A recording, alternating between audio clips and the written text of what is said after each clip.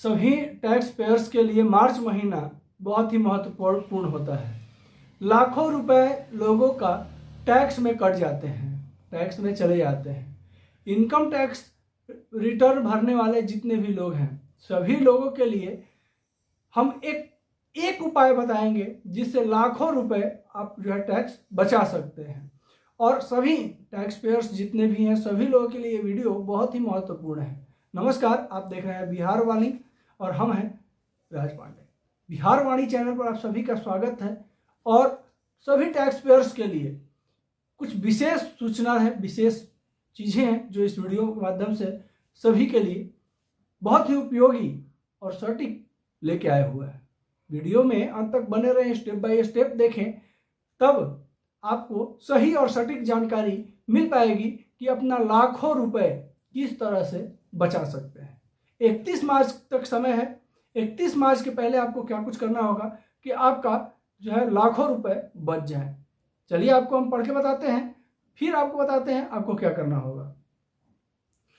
इस समय लाखों टैक्स पेयर्स अपने टैक्स को बचाने के लिए खर्च या और बचत जोड़ तोड़ करने में लगे हुए हैं। बता दें कि टैक्स बचाने के लिए आप अपनी आय, बचत एवं खर्चों का डिटेल के अलावा 31 मार्च के पहले एक अन्य जरूरी काम भी करके निपटा लें, ताकि लाखों रुपए tax, income tax new rules के मुताबिक बचा जा सके।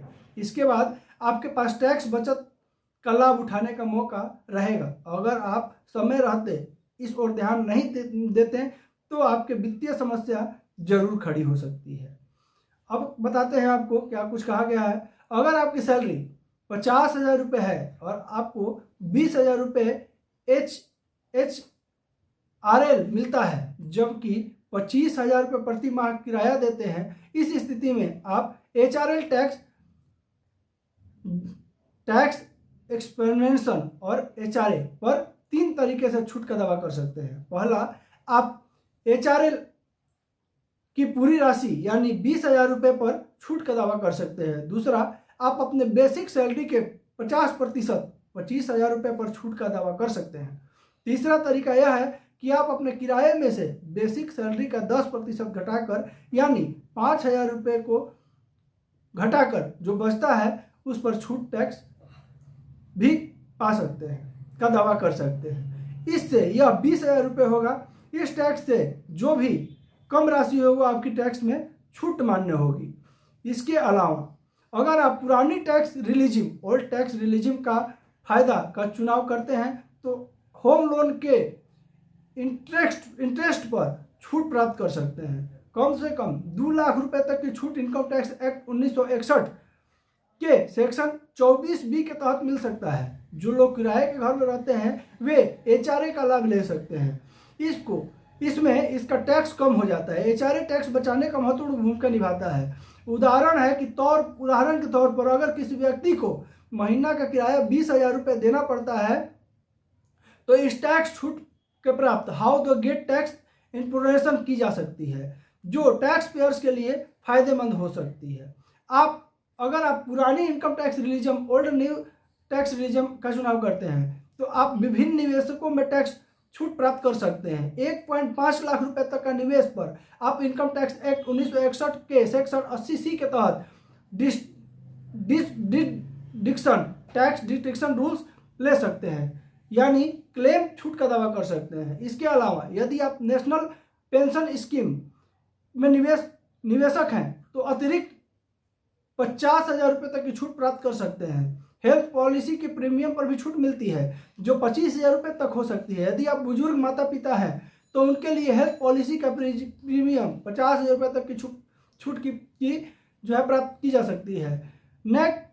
नौकरी पेशा लोगों के लिए 75,000 तक का रिटर्न डिडक्शन का छूट मिल सकता है। कुल मिलाकर सेक्शन 80C और 80D इनकम टैक्स एक्ट में जोड़कर 2.25 लाख रुपए तक की छूट प्राप्त कर सकते हैं। और PNPS के अतिरिक्त 50,000 रुपये निवेश के कारण 2.75 लाख रुपए तक हो सकता है। इनकम टैक्स रिजिम चुनने का असर क्या होता है ये भी आपको बता दें।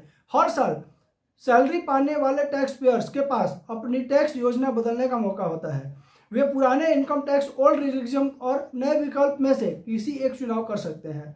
पुराने विकल्प में निवेश करने का कुछ खास लाभ होते हैं, जैसे पीपीएफ, ईएलएसएस और अन्य योजनाओं में पैसे लगाकर टैक्स छूट प्राप्त करना। हालांकि इसमें टैक्स की दरें अधिक होती हैं। नए टैक्स रिलीजन में इन डिडक्शन क्लेम जैसे छूटों का लाभ तो नहीं मिलता है, लेकिन टैक्स दरें कम हो जाती हैं। इसलिए सही दोनों रिलीजन में से चुनाव करके इसमें से अपनी आमदनी, खर्चे और निवेश योजनाओं के माध्यम में रहकर फैसला करें। अगर फैसला करना कठिन हो लगे तो आप किसी एक्सपर्ट की सलाह ले सकते हैं। टैक्स रिटर्न आईटीआर फाइलिंग दाखिल करने की तारीख 31 जुलाई के आसपास होती है तो उस समय सही निर्णय लें। जानिए कब मिलेगा नए टैक्सों का नियम का लाभ। टैक्सों में नए नियम लगाए गए, इसका लाभ कब मिलेगा? वित्त वर्ष 2024-25 को खत्म होने में कुछ ही दिन बाकी है। इसके बाद 1 अप्रैल से नया वित्त वर्ष 2025-26 शुरू हो जाएगा।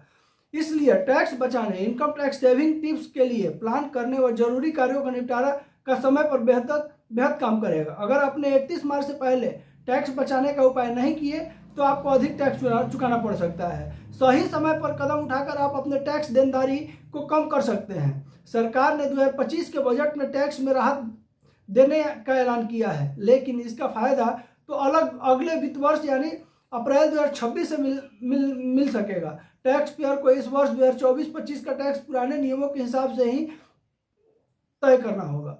तो टैक्स पेयर्स के लिए कुछ महत्वपूर्ण जानकारी जो आप लोगों के बीच लाए।